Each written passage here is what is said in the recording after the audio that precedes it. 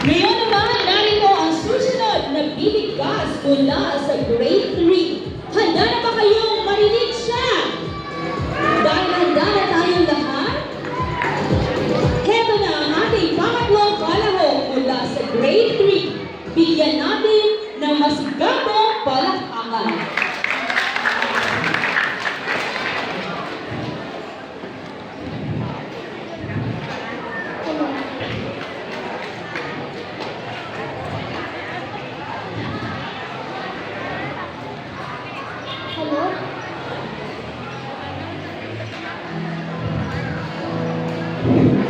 Bigyan natin ng masigabong palakpakan ng ating pangalawang kalahok.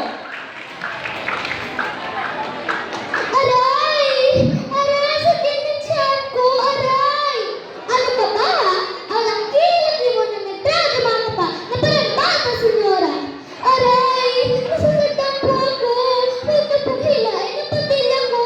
Aray! Ah! Sumasagot-sagot ka pa? Eh di hamang na parubi lamang kayo! Nung ina, isang kahit, isang tuka! Kalahati pag-utos ko ay susundin mo! Opo, senora. Ngunit kahapon pa po ko hindi kumakain. Maawa naman po kayo sa akin. Iyan ang buhay ng ina sa mansyon. Sunod-sunuran sa mga utos ng senora. Oras doon, oras dito, kailang mabigat, pero kinakaya. Nay, tulungan ko na po kayo sa paglalaba. Huwag anak. Nay, inuupo na po kayo. Tulungan ko na po kayo dyan, Nay.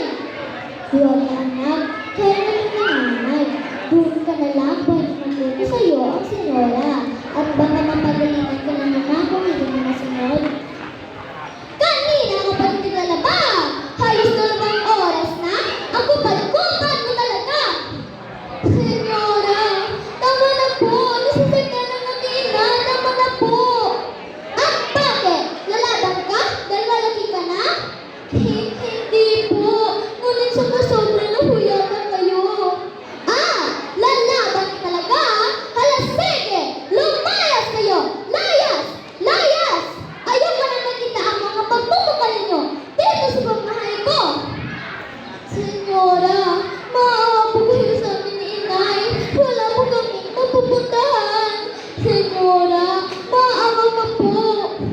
Maawa? Naiisip mo ba yan, ha? Wala akong awa kayo. Lumayas kayo. Guard! Guard! Kalagarin palabas mag-ina nito kung ayaw ba si bahagi mo sa aso. Opo, ma. Pasensya na rin kayo. Ayun na ito. Naintindihan kita, Julie. Pinagawa mo lang ang trabaho mo. Ayun mo ito. Okay lang po ba kayo? Wala to.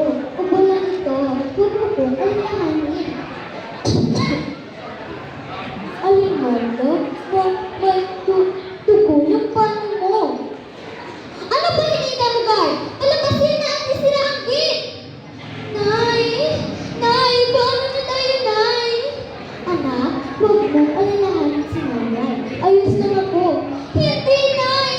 Sandali lang. Hihingi po ako ng tulong. Bibili po ako ng iyong gamot. Mahanap po ako ng paraan, Nay. Palimos po. Palimos po. Ate, kung ilang kaya lang. Ate, palimos po. Pabili lang po ng nanay.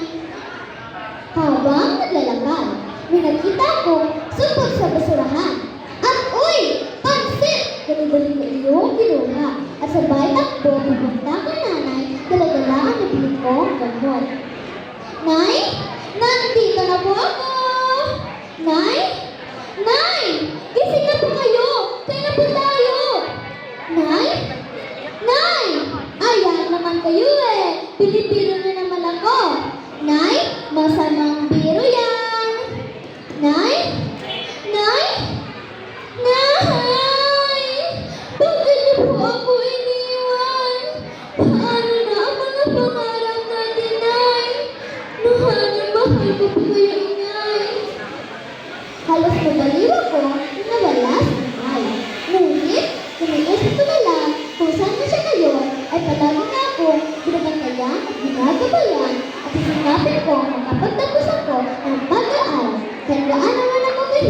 dahil walang mahirap sa pagkamit ng iyong mga pangarap. Ang dugha ni Janeline Urbano. Wow!